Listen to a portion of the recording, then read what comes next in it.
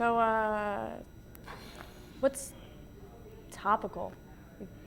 I don't know. Lotions. Oh, topical, I get it. It's good. Found it. This episode, I don't know.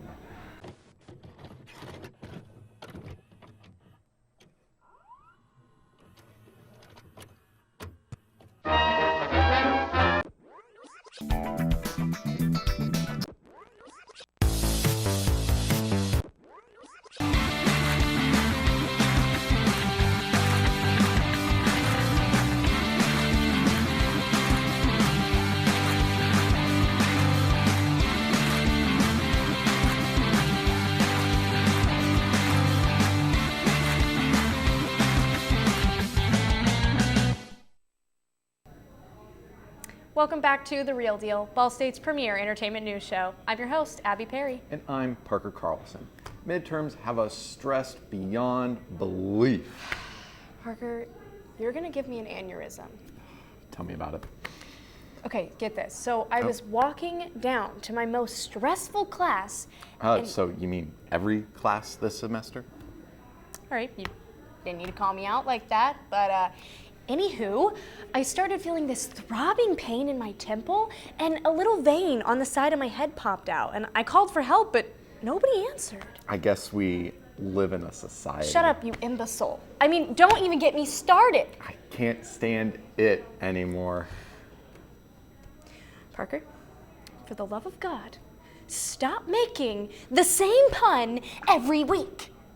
Come on. Okay, you gotta just be clowning around right now, okay? Let's have Nate come up to show us everything we need to know about our clown obsession this season. What's up with the review on Joker? Nate? It'd be a bit of an understatement if I didn't say that the Joker is controversial. Whether or not it warrants its controversy is another argument. But again, it really seems like the Joker has been put on blast. Some claim that the film is dangerous and that it's an incel-fueled fantasy. That's not what I'm going to be talking about today, since Anastasia had already brilliantly covered this controversy on another episode today. I'll simply just be reviewing the film. And honestly, Joker is one of the most well-made movies of the year. It's incredibly uncomfortable, vile, depressing, dread-inducing, and brutal. And it's all led by a triumphant lead performance from Joaquin Phoenix, who transcends in this role as the man who became the clown prince of crime. Joker is set in the year 1981 in the fictional Gotham City and follows Arthur Fleck, a severely mentally ill man whose life is far from ideal. His job as a clown for hire is taking nowhere but downhill. His attempt at being a stand-up comedian is failing miserably, and he lives in a ratty apartment with his ailing mother. All of this builds up to Arthur's transformation into becoming the Joker. Instead of taking influence from what Heath Ledger did in The Dark Knight back in 2008, or what Jack Nicholson did in The Batman back in 1989, Phoenix gives a different interpretation of the character. Far from the criminal mastermind and flamboyantly confident character that's become so iconic, this is a character who at first doesn't have any of that. Phoenix is easily the best thing about the entire film, and while the rest of the cast is solid, nobody really gets a chance to shine like Phoenix does. It's hard to believe that the director of raunchy comedies like The Hangover and Old School directed a film as gritty as this, but Todd Phillips does a fantastic job behind the camera. With the help of Lawrence Sherr's stunning cinematography and Hildur Guðnadóttir's haunting score, Phillips is able to make this film feel as grimy and bleak as possible. This is not a film to take your kids to see. The film is so void of any sense of hope or positivity that it's going to either mess your kids up, scare them, or just leave them bored. Joker is not without its faults, and where it falters is in the script department. The film is clearly taking influence from Scorsese classics like Taxi Driver and The King of Comedy. The film spoon-feeds you its themes of poverty, mental illness, and class. While the film is ballsy in a lot of aspects, it never has the courage to actually take a stance on anything it's covering. That being said, Joker is one of the better films of 2019, and honestly, while it's not an easy watch and certainly not for everyone, it's one I can definitely recommend seeing if you're curious. I'm going to give Joker 4.5 out of 5 stars. Until next time, I'm Nate Richard. Thank you, Nate, for that great review. Joker's just got me so stressed out. Well, you know what cures my anxiety whenever I think of Joaquin Phoenix? Signs. Dogs and donuts. Did you say signs? No, of course not. I said sign me up for that. Sure you did. Okay, but I do know for a fact that Matthew is here to talk about his favorite animals in the upcoming Dolittle remake. Matthew? Over the weekend, the first trailer dropped for Universal Pictures' Dolittle, a movie I had no idea existed until that point. Starring Robert Downey Jr. in only his second role outside the MCU since he became Iron Man, he'll portray Dr. John Dolittle, a veterinarian with the ability to speak to animals. Now, unlike the Eddie Murphy movies from the 90s, this movie will follow closer to the original source material as Dolittle partakes on an epic adventure that will have him traveling all across the globe. This film also contains a star-studded voice cast, including Tom Holland, John Cena, Octavia Spencer, Marion Cotillard, and so many more. Now, movie trailers are meant to pique the interest of the public, hopefully just enough without spoiling any of the best bits. But this is one of those trailers that just outright confused me, and not in a good way. The trailer doesn't show much. It's mostly some footage backed by a slowed-down dramatic cover of What a Wonderful World, which gives it a feeling of self-seriousness that was a bit daunting and unexpected.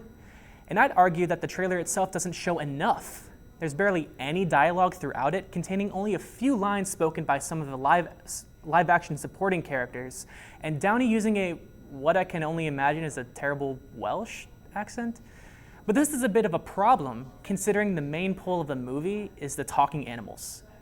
Why would you show a preview that doesn't showcase any of the star-studded cast speaking? This is different from when The Lion King did the same tactic, because that film was already a well-known and beloved movie. I don't think The Voyage of Dr. Dolittle has the same memorability factor. Now, they do show some footage of the animals in action, but its CGI isn't all that great, which is surprising considering the film has a massive $175 million budget. I know the studio might be trying to write off of Downey's star power, but having such a huge budget for what I'm presuming is to be a first of a potential series, along with the fact that it's being released in January, spells out a potential box office disaster in the making. Look, I know I'm not the target audience for this film, but I really don't see how many people could be won over by this boring and overly bombastic trailer. I'm sure the kids love it though. It's got pretty colors and whatever, but maybe the next preview they release will win a few more people over before January 17th. Who knows? As always, I'm Matthew Simmons, and thanks for watching. Nope, that's really bad.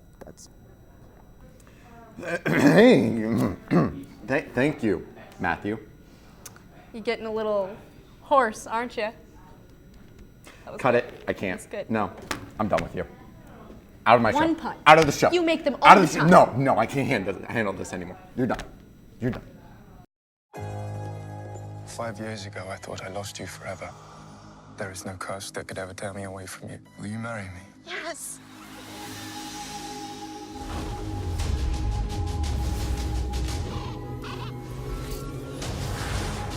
Mistress, I have a little bit of news.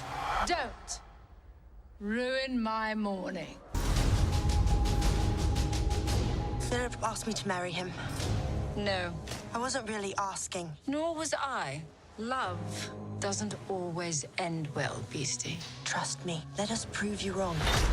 You have done an admirable job going against your own nature to raise this child. But now, she will finally get the love of a real mother.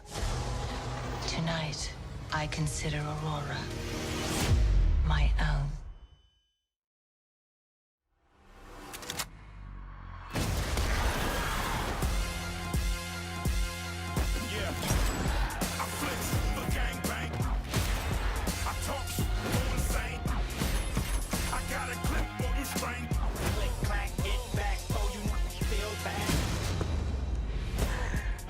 Hey, Possum Ape. Sorry, just you in that chair. I think I would have made a damn fine president. You would have brought a real dignity to the office. You're welcome, America. Oh, whoopsie, I forgot the seatbelt rule. Oh, so she knows the rules? I told her just a few of them. 73, and are there more? You're cute. I like it. Today, you boys will be involved in such activities as war games, ambush techniques, and blowing stuff up. I don't think I can do this. Was? Of course you can. Growing up too fast. 10-year-olds shouldn't be celebrating war and talking politics. Heil Hitler. I wish more of our young boys had your blind fanaticism. Did you know Jews can read each other's minds? But how would you know if you saw one? They could look just like us. Hi.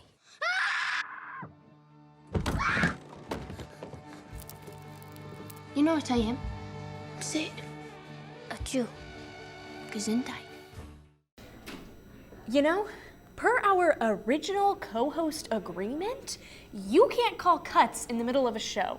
Only I have direct control over the real deal. I don't remember that at all. It's in the fine print. Dang! No need to get hostile. Sorry, I've been reading a bit too much Stephen King, and I don't know what's gotten over me. Well, maybe you can get it out of your system if Anastasia talks about In the Tall Grass. You're right, it's worth a shot. Anastasia?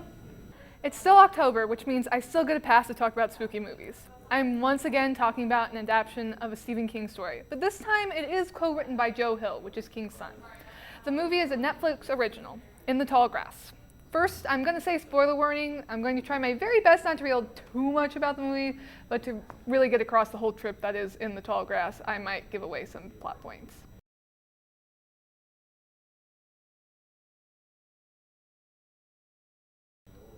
So, In the Tall Grass is about scary grass, which seems really silly, but also King has made corn and clowns scary, so honestly, it's not all that out there. The movie follows a pair of siblings who, after stopping by the side of a road, hear a little boy's voice calling out for help from a field of grass. The brother and sister decide to go in the grass to try and rescue the little boy, only to later lose each other. It soon turns out they can't escape and they themselves need help. Seems pretty straightforward, right? Well, it's in fact the exact opposite. The truly scary thing about this movie is it is utterly confusing. For the first bit of the movie, you think you understand. People just get lost and can't figure out how to get out. Just kidding. There's a giant rock in the middle of the field that apparently controls the grass. It moves you around so you can't figure heads or tails of where you are, and also manipulates time so that one character that lured you into the field also hasn't arrived at the field yet. And if that sentence sounded jumbled to you, then that's just a taste of what this movie is. And don't get me wrong, I love movies that don't try and spoon feed you the plot. But there's a line between being basic and being too confusing. I'm not even sure the director knew what was going on. In the Tall Grass felt more like a puzzle with the wrong pieces than an actual movie. I'll give credit where credit is due, however. I personally love small casts, and all of the actors in this film were really good. It's challenging to play different versions of yourself in a non-linear timeline, and all of them did it very well. Each of them making the grass an actual terrifying antagonist, as well as keeping the characters human, whether they are good or bad. I give this movie a 2 out of 5, but don't take my word for it. In the Tall Grass is currently streaming on Netflix. My name is Anastasia Scott, and I'll see you next time. Thanks, Anastasia. I'm a little spooked by Stephen King since Halloween is coming up. Oh, right, sorry. Spaced out. And also, I don't think the writers finished the script. Oh my God, you're right. This Really? thing- How dumb can they be? What pathetic loser is in charge of them? Oh my God. All right, well, I guess midterms just have us all down. Please, God, help us. Hey, that's the title of this episode. Oh, is it? Wow. Well, time to improve the rest of the show. Noah, care to help us out with some music reviews? Bishop Briggs dropped a single for her upcoming sophomore album, Champion, which is set to debut on November 8th. The song Jekyll and Hyde was released on October 11th alongside the accompanying music video. The song starts with a church organ underneath the intro for the song, then immediately slams into a heavy bass riff and deep drum beats. The wordplay in the chorus obviously relating to the 1886 classic by Robert Louis Stevenson. In an Instagram post, Briggs wrote, "Are you Jekyll and hiding me?" as a way to describe the chaotic feeling of dating someone who has two very different sides. Bishop Briggs started her Champion tour in Toronto on Friday. She isn't coming to Indy, but you can catch her in Chicago on November 15th. Spinning the globe to the UK, Hampshire native Rex Orange County performed the single 10 out of 10 for the first time at Glastonbury back in June, but didn't officially release it until September to promote his third album, Pony, set to drop on October 25th. The song is about his own insecurities and the people he's chosen to surround himself with. As the song progresses, the more confident Rex becomes, even going so far as to say, "But this time I took control, I turned it around, sometimes you gotta cut it out." He performed the song on Jimmy Fallon on October 10th and is currently prepping for the Pony Tour, which is also sadly not coming to Indianapolis, but does make a stop in Chicago on January 27th. After more than a year of silence on Instagram, the Justin Timberlake of One Direction, Harry Styles, released the album artwork just hours before the surprise single for Lights Up. It premiered on October 11th at midnight. The music video shows Harry surrounded by half-naked men and women, which once again started speculations about the singer's bisexuality. I think this is a very exciting time for breaking down gender roles and stereotypes associated with femininity and masculinity. We're seeing more and more men proudly showing their feminine side, which people are meeting with open arms. We're living in a time where people are starting to become more confident in themselves and what they make and how they express themselves. Styles has captured the public's attention as a solo artist, and I hope for his sake and the sake of the fans that he keeps it. For music fans everywhere, I'm Noah Bush. Thank you, Noah. You always knew I was a sucker for Harry Styles, but recently, actually, I'm more partial to Zayn. No, because Parker. No fangirling over One Direction today. I already listened to your critique of their albums before we even started the show. Fine. No more One Direction. Thank God. Tell me why ain't nothing but a heartache. Tell me why ain't nothing but a miss. You don't listen, do you? You just ask the same questions every week. How's your job? Are you having any negative thoughts? All I have are negative thoughts. And finally, in a world where everyone thinks they can do my job, check out this guy. When I was a little boy and told people I was going to be a comedian, everyone laughed at me. Well, no one's laughing now. You can say that again, pal.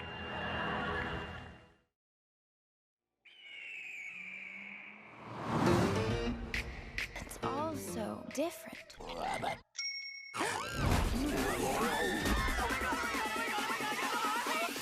Totally awesome. These people are monsters. They'll ruin the neighborhood. Hey, neighbor. Down, we're all the same. Let's show them what it means to be an Addams. Fire in the hole.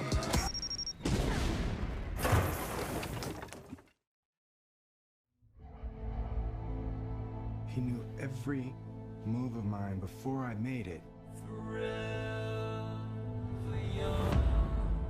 I'd have him right there. I'd take the shot. I wanna be forever young. And he'd be gone, like a ghost. Do you really wanna live forever? Who is he?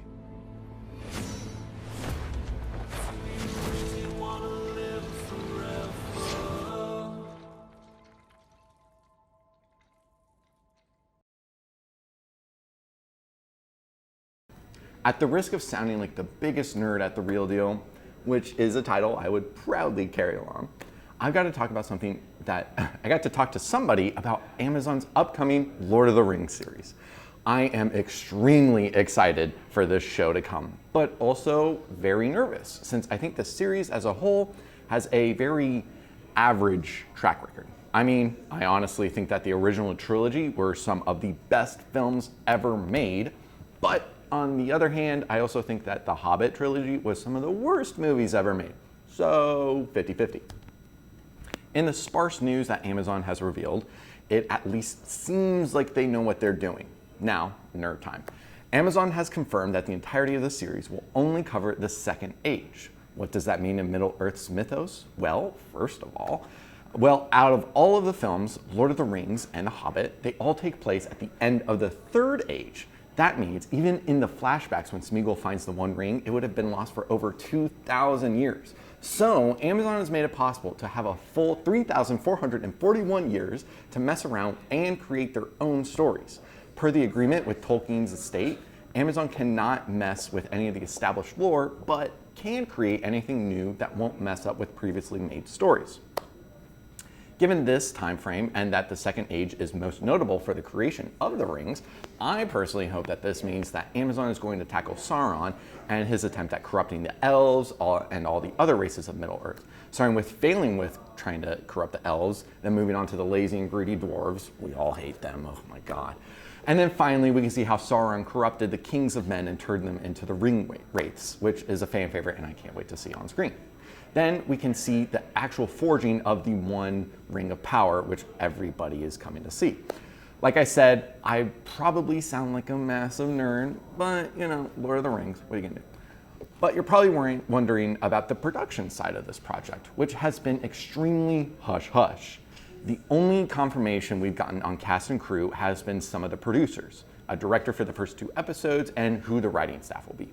Good news, some of the executive producers and those lame non-executive producers from those projects, come from projects like 10 Cloverfield Lane, Game of Thrones, Breaking Bad, Stranger Things, all these amazing things. They will be working on this show. But the main writers of the show, J.D. Payne and Patrick McKay, not the serial killer with Patrick McKay that I accidentally Googled with an A between the M and the C, it's confusing, but the other McKay without that, there's a problem with them. They've only worked on a screenplay for the Flash Gordon movie, which hasn't been in production or any news about, an untitled Star Trek sequel, and an uncredited writing credit on Star Trek Beyond, the worst of the bunch. So it's very worrying that these little Hollywood unknowns with very little on their portfolio are taking the helm for the next installment of literature's deepest and most complex world. It's nerve-wracking to a diehard fan like me, but there's not much we can do besides put in blind faith into Amazon. Their recent original shows have been stepping up in quality, so it's not the worst thing in the world. From the agreement to license Lord of the Rings from Tolkien's estate, they have to start production on the show at least 2 years after signing. Believe it or not, it's almost been 2 years. So we should start to see much more information coming out soon. I'm giddy, but I can only tell that everybody around me is already starting to get bored out of their mind. So let's pass it on to Abby. Never bored by what you have to say, Parker. Don't lie. I heard some big news recently. Justin Timberlake and Lizzo are creating music together. Now, I don't know about everyone else, but this is a big deal to me. Bringing together the iconic sound and vibe of JT with the explosive energy and confidence of Lizzo, in my opinion, will create an incredible sound. Now, this pair seemed really odd to me at first glance. I mean, Justin Timberlake has been around since the 90s. He's created several successful albums, and he is what I would describe as a seasoned artist. Lizzo, on the other hand, is nearly brand new to the music world, compared to him at least, and to be fair, her short time in the industry has been quite successful, but still, I would expect JT to connect with other seasoned performers or find someone that came before him to create a huge and powerful song. But he felt differently. He told Entertainment Tonight, quote, "I just called my publishers and I said, you know, I just want to work with young, fresh people and I want to collaborate more. I've been songwriting and producing for so long. I want to experience that energy and I want to work with people that I think are truly amazing," end quote. Apparently, when he first approached Lizzo about working with her, she thought he was joking. Honey, I would have thought he was joking too. I would have been unable to speak if that beautiful, beautiful man asked to work with me. I'm proud of you for even being able to say the word yes. Now, I have to respect the goal of JT. I can imagine that being a performer takes a toll on a person as much as any other career. He still loves doing it, but he just wants new energy. It might help him remember why he does what he does in the first place. That's not to say that he doesn't love his fans and performing, but I'm sure there are times when he could use a pick-me-up, and I'm sure Lizzo can deliver that. I'm picturing something with some fresh beats and unique chords like Mirror and Sexy Back coming together with something poppy and energetic like Juice or Tempo. The more I think about it, the more I realize how perfect the styles of these artists will work. I can definitely predict a good song filled with dancing and vocal elements that everyone will try to imitate and fail miserably. I can imagine it being really fun, and if that's what my king needs, that's what I will support. Man, I cannot wait to hear more JT. I know. Oh, man. Love that man. That is it for us tonight. If you want more from us at The Real Deal, check out our Facebook, Twitter, and website for all things entertainment. I'm your host, Parker Carlson. And I'm Abby Perry. We'll see you next time on The Real Deal.